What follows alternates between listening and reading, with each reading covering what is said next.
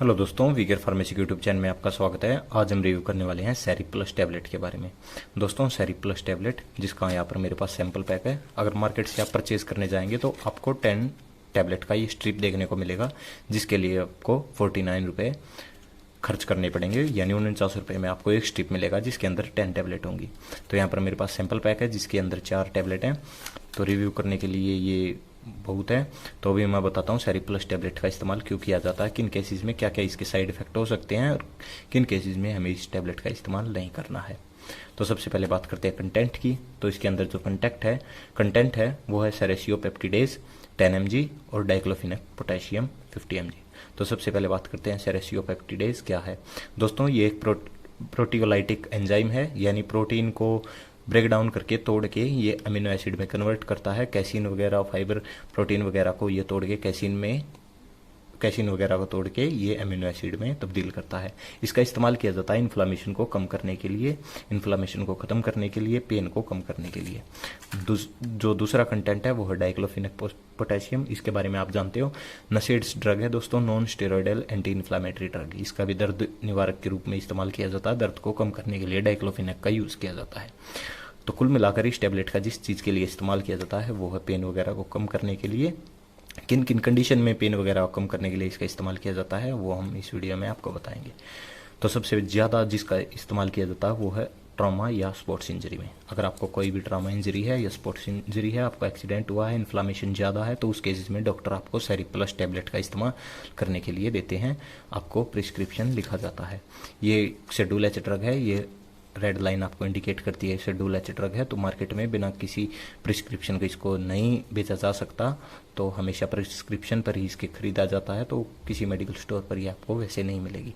दूसरे यूज़ की बात करते हैं तो दूसरा यूज़ है इसका पोस्ट ऑपरेटिव कंडीशन। अगर आपका ऑपरेशन हुआ है उसके बाद आपको रिलीफ के लिए, पेन को कम करने के लिए इस टैबलेट को प्रिस्क्राइब किया जाता है। फेरेंजाइटिस, टॉन्सिलाइटिस में इसका इस्तेमाल किया जाता है, यानी गले में जो टॉन्सिल्स वगैरह होते हैं उसमें भी इसका दर्द के रूप में इसका इस्तेमाल किया जाता है, दर्द को, इन्फ्लामेशन को कम करने के लिए।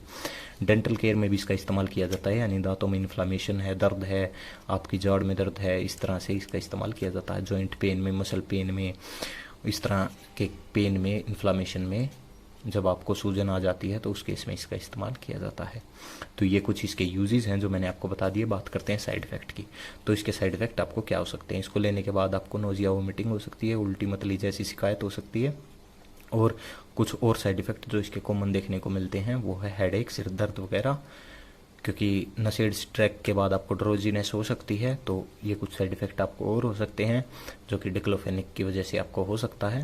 बात करते हैं किन किन केसेस में इसका इस्तेमाल नहीं करना है। अगर आपको लीवर डिजीज़ है या किडनी की डिजीज़ है तो खास तौर पर इन्हीं 2 डिजीज़ का अगर कोई पेशेंट है तो उसको कोई भी टैबलेट देने से पहले उसकी इंजरी के बारे में, उसकी डिजीज़ के बारे में जाना जाता है कि उसको ये टैबलेट देनी ठीक रहेगी या नहीं, क्योंकि किडनी और लीवर दोनों ही बाद में टैबलेट दोनों पर ही ज़्यादा जोर डालती है।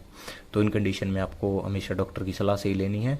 और अगर आप प्रेग्नेंट हो और प्रेगनेंसी केस में इस टैबलेट का इस्तेमाल खुद से बिल्कुल भी नहीं करना है, आपको डॉक्टर की सलाह लेनी है। वैसे किसी भी डाइक्लोफेनेक, नसेड्स वगैरह का इस्तेमाल नहीं किया जाता है प्रेगनेंसी केसेस में। पैरासीटामोल भी डॉक्टर की सलाह से ही दी जाती है। तो उस केसेस में भी आपको ये इस टैबलेट का इस्तेमाल नहीं करना है। ब्रेस्ट फीडिंग के दौरान अगर आप स्तनपान कराते हैं तो भी डॉक्टर की आपको मदद से ही इस टैबलेट को लेना है, डॉक्टर की सलाह से इस टैबलेट को लेना है।